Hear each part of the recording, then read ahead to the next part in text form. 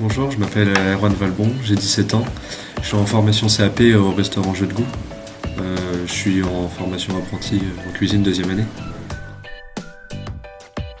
Déjà, le fait de toucher un salaire, ça y joue, déjà quand on est mineur.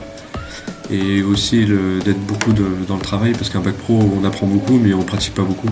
Donc ça fait un avantage en plus de sortir d'un CAP avec peut-être moins de connaissances, mais plus de pratique. Pour ma recherche d'emploi, j'ai été voir directement l'employeur, j'ai pris rendez-vous avec le chef de cuisine et le patron. J'ai donné mon CV, ma lettre de motivation, on a eu un rendez-vous, on a parlé. Après la deuxième année, j'ai changé d'entreprise et j'ai été voir l'employeur, que je connaissais un peu plus, mais j'ai quand même eu recours au CV et à la lettre de motivation.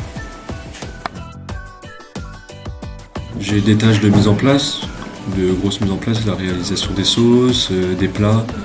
J'aide beaucoup aussi le pâtissier, j'aide à l'envoi aussi, des entrées, un peu moins des plats mais des desserts. Je suis un peu polyvalent.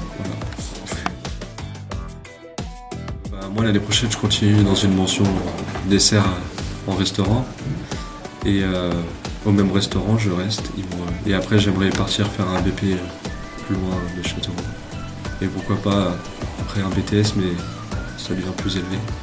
On peut peut-être signer un contrat si tout se passe bien. Ce serait surtout déjà d'aller voir l'employeur pour lui donner le CV en main propre, qu'il voit qui vous êtes, plutôt que de lui envoyer. Vous pourriez discuter, voir comment ça se passe le feeling entre l'apprenti et l'employeur. Après au CFA, d'être toujours ponctuel surtout, parce que les heures sont payées. C'est de venir au CFA, c'est comme si on venait au travail, même si c'est pour apprendre tout ça.